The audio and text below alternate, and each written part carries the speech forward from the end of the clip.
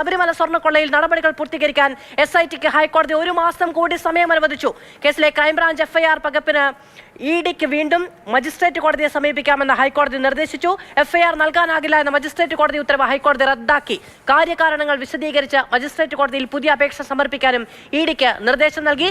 ബിനിൽ വിവരങ്ങളുമായി ചേരുകയാണ്. ബിനിൽ, 2 പ്രധാനപ്പെട്ട നിലപാടുകളാണ് ഇന്ന് കോടതിയുടെ ഭാഗത്തു നിന്നുണ്ടായിരിക്കുന്നത്. അതിൽ ആദ്യത്തേത് നമുക്ക് പരിശോധിക്കാം. അത് SITയുടെ അന്വേഷണത്തിനുള്ള സമയക്രമം അത് നീട്ടി നൽകി എന്നുള്ളതാണ്. 1 മാസം പര്യാപ്തമാകില്ല എന്നൊരു ആശങ്ക SITക്ക് തന്നെ ഉണ്ടായിരുന്നു. എന്നത്തേക്കാണ് സമയം നീട്ടി നൽകിയിരിക്കുന്നത്? മാധു, 1 മാസം കൂടിയാണ് ഇപ്പോൾ ഹൈക്കോടതി അന്വേഷണം പൂർത്തീകരിക്കാൻ സമയം നൽകിയിരിക്കുന്നത്. അതായത് ജനുവരി ആദ്യവാരം വരെ SITക്ക് ഈ അന്വേഷണവുമായി മുന്നോട്ട് പോകാം. അതിനിടയിൽ കൂടുതൽ സമയം വേണമെങ്കിൽ അവർക്ക് വീണ്ടും കോടതിയിലേക്ക് എത്താനും കഴിയും. എന്തായാലും ഒരു പ്രധാനപ്പെട്ട നീക്കമാണ് SITയുടെ ഭാഗത്ത് നിന്നുണ്ടായത്. പത്മകുമാറിനെ അറസ്റ്റ് ചെയ്ത ശേഷമുള്ള കൂടുതൽ വിവരങ്ങളാണ് ഇപ്പോൾ കോടതി മുമ്പാകെ ഒരു അന്വേഷണ പുരോഗതി റിപ്പോർട്ടായി സമർപ്പിച്ചിരിക്കുന്നത്. ആ അന്വേഷണ പുരോഗതി റിപ്പോർട്ട് ഡിവിഷൻ ബെഞ്ച് വിശദമായി തന്നെ പരിശോധിച്ചു. അടച്ചിട്ട കോടതി മുറിയിലാണ് ഈ നടപടികളൊക്കെ തന്നെ നടന്നത്. ആ റിപ്പോർട്ട് പരിശോധിച്ച ശേഷമാണ് SITയുടെ ആവശ്യം കോടതി അംഗീകരിച്ചിരിക്കുന്നത്. അതായത് 1 മാസം കൂടി ഈ അന്വേഷണം പൂർത്തീകരിക്കുന്നതിന് അവർ ആവശ്യപ്പെടുകയായിരുന്നു. 4 ആഴ്ചത്തെ സമയമാണ് അവർ ചോദിച്ചത്. അത് കൃത്യമായും കോടതി അനുവദിച്ചു നൽകുകയും ചെയ്തു. നേരത്തെ 6 ആഴ്ചത്തെ സമയമാണ് നൽകിയിരുന്നത്. ആ സമയപരിധിയൊക്കെ തന്നെ പൂർത്തീകരിച്ച് മുന്നോട്ട് പോവുകയായിരുന്നു. ഇന്ന് വീണ്ടും കേസ് കോടതി പരിഗണിച്ചപ്പോഴാണ് അവർ ഈ പുതിയ ആവശ്യം മുന്നോട്ട് വെച്ചത്. അതിന്റെ കാര്യകാരണങ്ങളും SIT കോടതിയെ ധരിപ്പിച്ചിട്ടുണ്ട്. എന്തുകൊണ്ടാണ് അന്വേഷണം ഇനി മുന്നോട്ട് പോകേണ്ടത്, അതിന്റെ ആവശ്യകത എന്ത്, ഈ കേസുമായി ബന്ധപ്പെട്ട് ഇനി ആരുടെയൊക്കെ അറസ്റ്റ് അടക്കമുള്ള നടപടികളാണ് വേണ്ടത് തുടങ്ങിയ കാര്യങ്ങളൊക്കെ തന്നെ കോടതിയുടെ ശ്രദ്ധയിൽപ്പെടുത്തിയിട്ടുണ്ട്. അതോടൊപ്പം തന്നെ എങ്ങനെയായിരിക്കണം ഈ അന്വേഷണം ഇനി തുടർന്ന് മുന്നോട്ട് പോകേണ്ടതെന്ന് സംബന്ധിച്ച കൃത്യമായൊരു നിർദ്ദേശം കോടതിയുടെ ഭാഗത്തു നിന്നും വന്നിട്ടുണ്ട്. കോടതിയുടെ ഇന്നത്തെ ഇടക്കാല ഉത്തരവ് പുറത്തു വരുമ്പോൾ അക്കാര്യങ്ങൾ വ്യക്തമാകുകയും ചെയ്യും. കോടതി എന്തൊക്കെയാണ് പരിഗണിച്ചിരിക്കുന്നത്, എന്തൊക്കെ നിർദ്ദേശങ്ങളാണ് പുതുതായി നൽകിയിരിക്കുന്നത് എന്ന കാര്യം. ഇത് അന്വേഷണവുമായി ബന്ധപ്പെട്ട കാര്യങ്ങളാണ് SITയുടേത്. ഇനി EDയുടെ കാര്യത്തിലേക്ക് വന്നാൽ എൻഫോഴ്സ്മെന്റ് ഡയറക്ടറേറ്റിന്റെ ആവശ്യം, ഇതിൽ വലിയ കള്ളപ്പണ ഇടപാട് നടന്നിട്ടുണ്ട്, അതിൽ അന്വേഷണം വേണം എന്നതാണ് എൻഫോഴ്സ്മെന്റ് ഡയറക്ടറേറ്റിന്റെ ആവശ്യം. അവർ പ്രാഥമിക അന്വേഷണമൊക്കെ നടത്തിയിരുന്നു. ECIR രജിസ്റ്റർ ചെയ്തിട്ടില്ല എന്നതാണ് നമ്മൾ മനസ്സിലാക്കുന്നത്. പക്ഷേ അവർക്ക് ഈ കേസിന്റെ 2 FIRകളാണ് ക്രൈംബ്രാഞ്ച് രജിസ്റ്റർ ചെയ്തിരിക്കുന്നത്. ആ 2 FIRകളുടെയും പകർപ്പ് ആവശ്യമാണ്. ആ പകർപ്പിന് വേണ്ടി അവർ റാന്നി മജിസ്ട്രേറ്റ് കോടതിയിൽ ഒരു അപേക്ഷ നൽകി. റാന്നി മജിസ്ട്രേറ്റ് കോടതി അപേക്ഷ നിരസിക്കുകയാണ് ചെയ്തത്. ഹൈക്കോടതിയുടെ പ്രത്യേക ഉത്തരവിന്റെ അടിസ്ഥാനത്തിൽ SIT അതീവ രഹസ്യമായി നടത്തുന്ന അന്വേഷണമാണ്, അതിൽ മറ്റൊരു ഏജൻസി ഇപ്പോൾ വരേണ്ടതില്ല എന്ന് പറഞ്ഞുകൊണ്ടാണ് അവരുടെ അപേക്ഷ മജിസ്ട്രേറ്റ് കോടതി നിരാകരിച്ചത്. അതിനെതിരെയാണ് അവർ ഹൈക്കോടതിയെ സമീപിച്ചത്.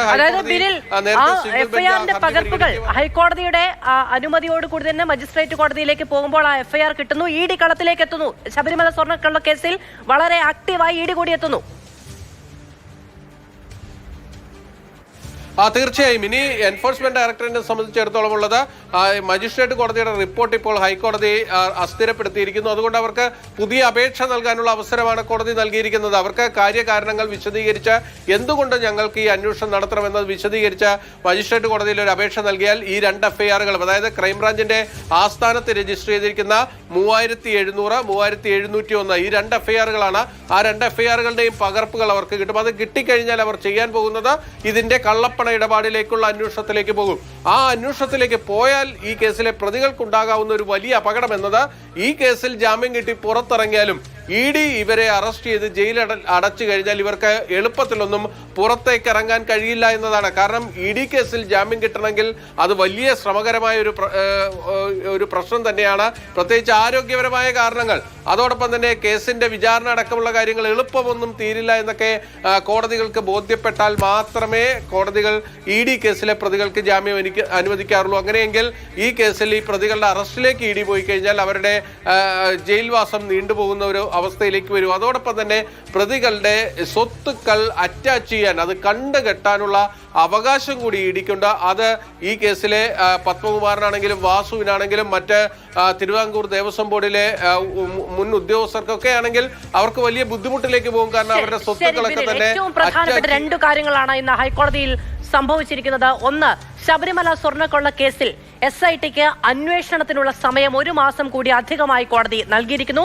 രണ്ടാമത്തേത്, ഈ കേസിൽ രജിസ്റ്റർ ചെയ്തിരിക്കുന്ന 2 FIRകളുടെ പകർപ്പിന് വേണ്ടി മജിസ്ട്രേറ്റ് കോടതിയെ സമീപിക്കാനുള്ള അനുവാദം ഇഡിക്ക് നൽകിയിരിക്കുന്നു. ഈ FIRന്റെ പകർപ്പുകൾ കിട്ടുന്നതോടുകൂടി ഇഡി ഇതുവരെ കേസ് രജിസ്റ്റർ ചെയ്തിട്ടില്ല. അത്തരത്തിലുള്ള കേസ് നടപടികളിലേക്ക് പോവുകയാണ് എങ്കിൽ A. പത്മകുമാർ, N. വാസു തുടങ്ങിയവരടക്കമുള്ളവർക്ക് വലിയ തോതിലുള്ള ഒരു പ്രതിരോധത്തിലേക്ക് പോവുകയും നിയമ നടപടികൾ നേരിടേണ്ടി വരികയും ചെയ്യും. കൂടുതൽ കാലം നീണ്ടു നിൽക്കുന്ന അറസ്റ്റ് നടപടികൾക്ക് വിധേയരാകേണ്ടി വരും എന്ന സാധ്യത കൂടി ഉണ്ടാവുകയാണ് ഇന്നത്തെ കോടതി നടപടികളിലൂടെ. ബില്ലാണ് വിശദമായ വിവരങ്ങൾ നൽകിയത്.